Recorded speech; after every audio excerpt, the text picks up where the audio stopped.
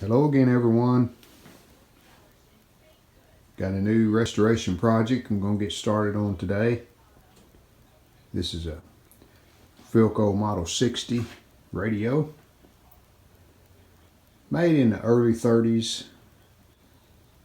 I think these are made from like 33 to 36 or 7. I have turned it on and it does have some static in the speaker, but not picking up any channels, so definitely needs a restore. Hopefully we can do that. Usually do more vintage TVs than I do radios, but maybe I'm up to the task. We'll find out. So here's a look at the cabinet. It's not too bad. Some dings and scratches, not too bad.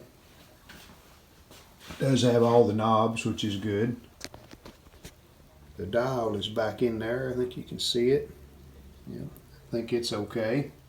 Seems to be. When I moved it from end to end, it looked like you could see all of the dial. Nothing broke or anything.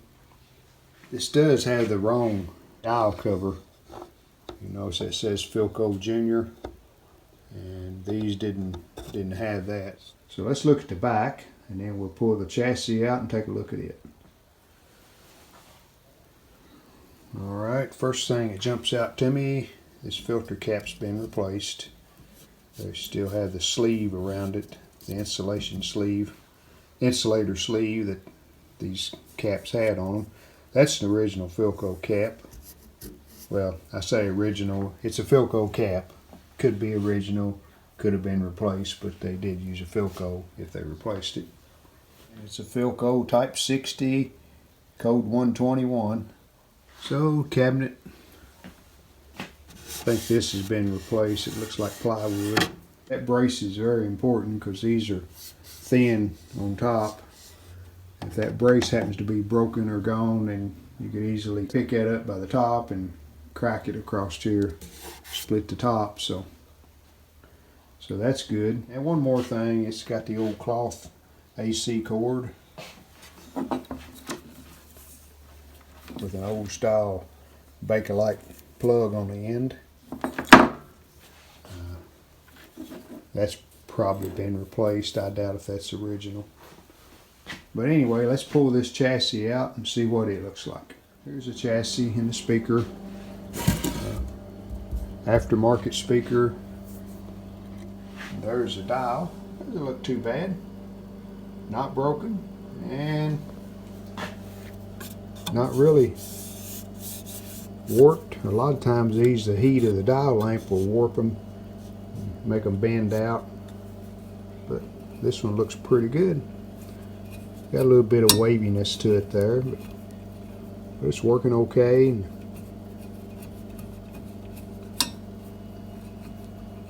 And some obvious work has been done on this. All of these caps are later caps.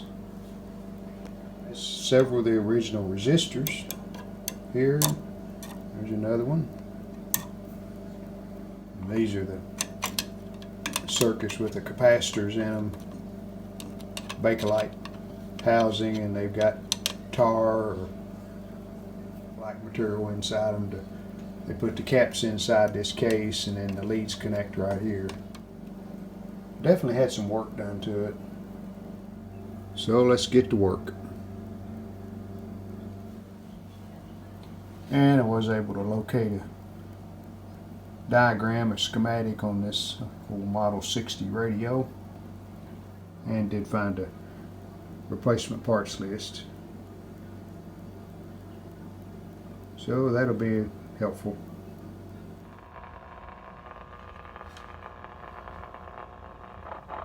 Well, we do have some pretty active static.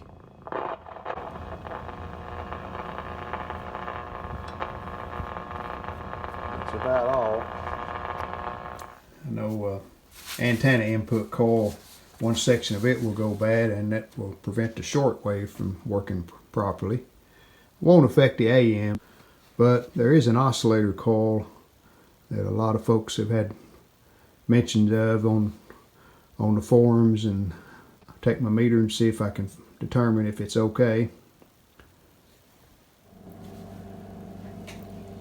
And I think I have found the problem. I've been doing some resistance checks.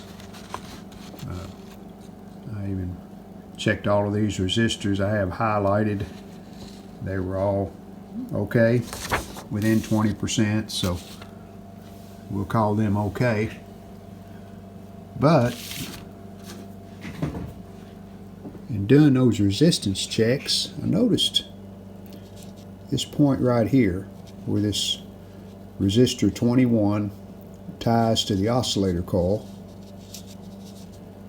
I've got about a 7 ohm reading to ground. And I got to looking, I thought, well, how is that possible? Well, maybe this cap shorted over here on the antenna input coil, because it ties around here to that. No, that cap's fine. Unhooked it, we still had a 7 ohm reading here to ground. So I thought, well,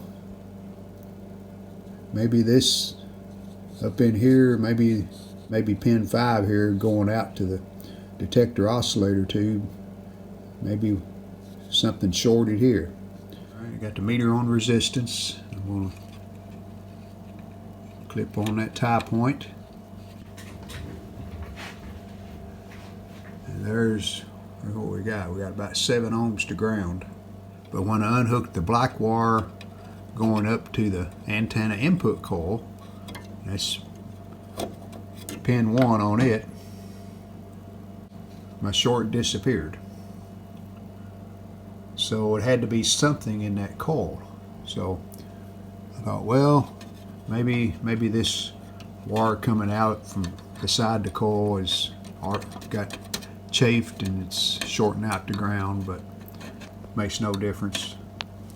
We're still, you can see we still got 7 ohms to ground, roughly. But watch what happens when I move pin 5.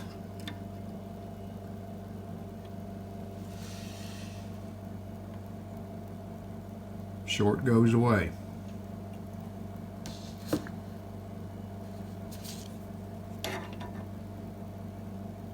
Just a little bit of movement there, pushing it to the side. Our short's gone, and I bet the radio will work now.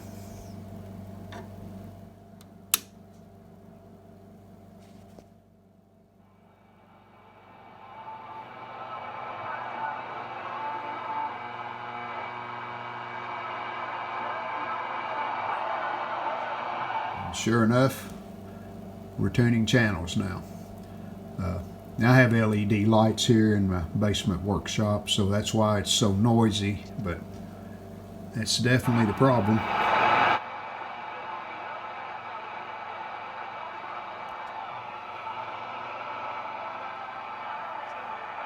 So how do we fix that?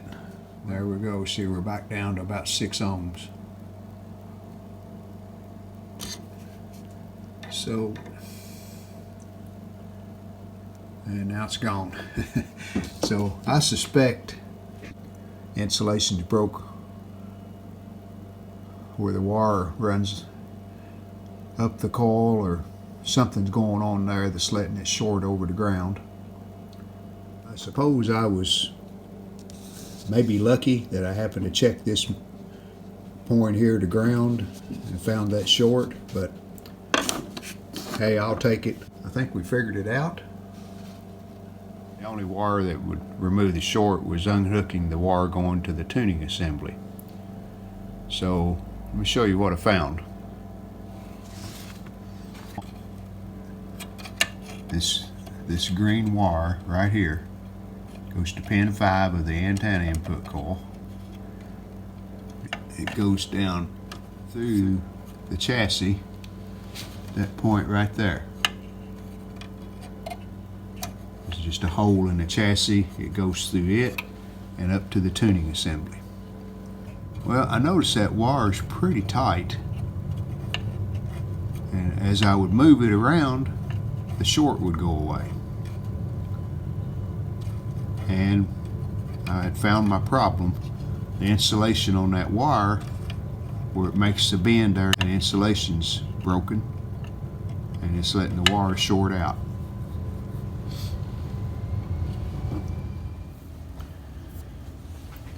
And if we look here on the top of the chassis, here's that green wire that comes from the coil, and this is obviously the wrong insulator that they have under the tuning gang, and it's pushed that wire over against that hole.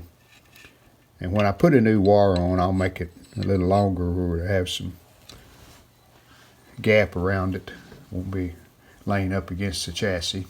Really lucky on that, but the radio seems to be playing okay. We're picking up channels.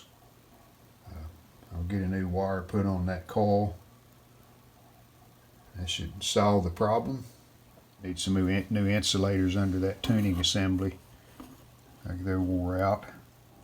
Well, I decided to go ahead and pull the tuning assembly out. I'm going to put that new wire in. Really dirty under it, but that's to be expected. I think the grommets have served their purpose. Looks like they're about shot. And this was under the one side, I guess because it was sagged. When they went to put the knobs on or something, they used that for a shim. And I put a grommet here. I'm sure it's not necessary, as the one behind it does not have a grommet either. Right there, so, but I'll put one on it too, and clean that up, of course, while I got it off. All right, a little bit of cleaning and then some new grommets. So I think we're ready to put this tuning assembly back in. We've got the tuning assembly all mounted back. As he probes the new vaccine mandates for adults, for seniors, and now even for children. That buzz is my LED light, so let me turn them off and we'll see if it clears up a lot.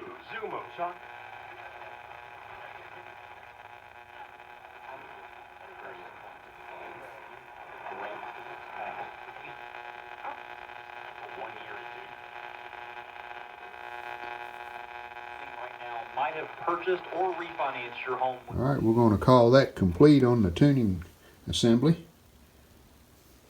Picking up several stations. I haven't done any kind of alignment, so we'll probably do that, and that should help a lot. Eliminate mortgage insurance for over 18 years. And I did clean the chassis off some. It's got a little rust and spots. Surface rust, but I'm not going to worry about that. So I think now we're ready to probably tackle that volume control and that tone control and the mode switch. They all need some attention, so probably do that next, and the Bakelite assemblies will be the last thing I'll do.